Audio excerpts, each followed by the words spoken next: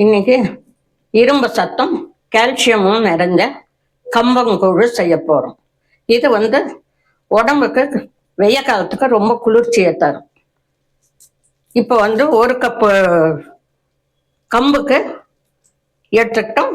அதை மிக்சியில போட்டு 1-2 உடைச்சிக்க போறோம்.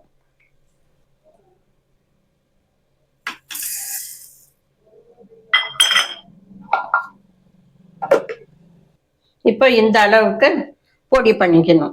ரொம்ப நைஸாலாம் வேண்டாம். இந்த அளவுக்கு 1-2 உடைச்சிக்கிட்டா போதும். இவ்வளவுதான் தேவை. இப்போ ஒரு கிளாஸ்க்கு 6 கிளாஸ் தண்ணி. கப் எடுத்துக்கிட்டிங்கன்னா கப்பு, கிளாஸ் டம்ளர் எடுத்துக்கிட்டேன் டம்ளர்.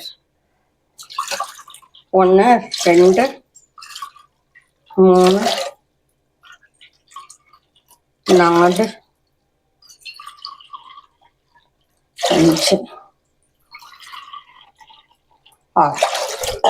இப்போ இது ஸ்டவ்ல வச்சு தண்ணி கொதிச்ச உடனே, இப்போ தண்ணி கொதிச்சிடுன்னு நல்லா கொதிச்சிடுச்சு.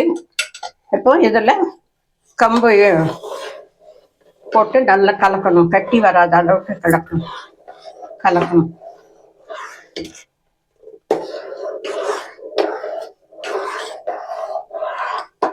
பொங்கிடும்.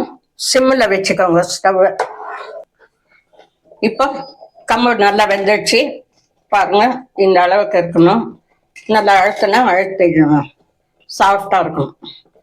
அப்படி வெந்த உடனே ஸ்டவ் ஆஃப் பண்ணிடணும்.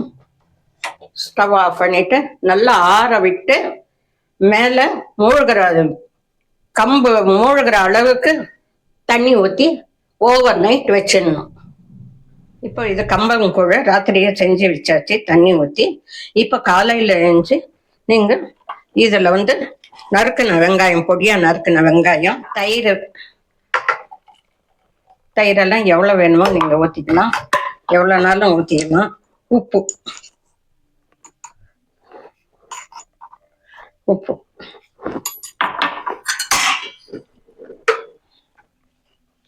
நல்லா கலந்துட்டு, இது காலையில் பிரேக்ஃபாஸ்ட்டுக்கு சாப்பிட்டா நல்லா இருக்கும். உடம்புக்கும் நல்ல குளிர்ச்சியானது. மத்தியானம் வரைக்கும் பசியும் எடுக்காது.